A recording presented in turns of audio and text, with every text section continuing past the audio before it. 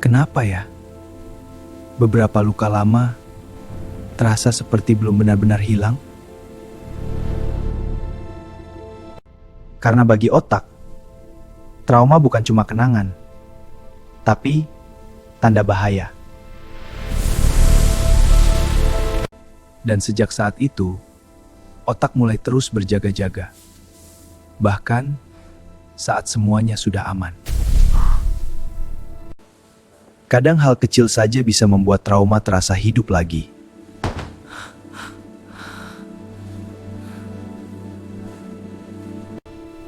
Dan tubuh langsung percaya bahwa bahaya itu masih ada. Karena trauma tidak selalu terlihat. Kadang disembunyikan di balik senyuman. Sebenarnya, otak cuma sedang mencoba melindungi kita.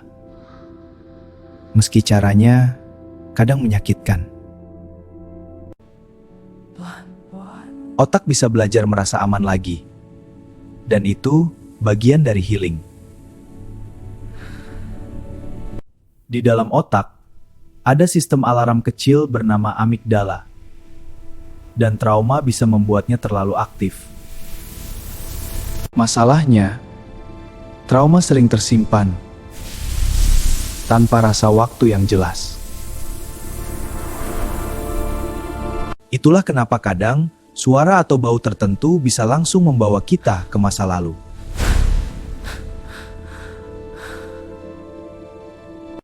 Karena bagi otak, mengingat bahaya lebih penting untuk bertahan hidup. Dan setiap kali trauma teringat, jalur itu bisa semakin kuat. Seolah otak terus belajar untuk takut. Kadang, semakin kita menghindar, semakin trauma itu tetap tertinggal. Dan seringkali, trauma disimpan dalam diam. Karena ada rasa malu untuk membukanya. Kabar baiknya, otak bisa belajar menyimpan trauma dengan cara yang lebih aman. Dan itulah proses healing. Healing bukan berarti melupakan semuanya, tapi tidak lagi dikendalikan olehnya. Dan seiring waktu, otak bisa belajar untuk tenang lagi, sedikit demi sedikit. Dan ingat, reaksi itu bukan karena kamu lemah. Itu karena otakmu pernah mencoba bertahan.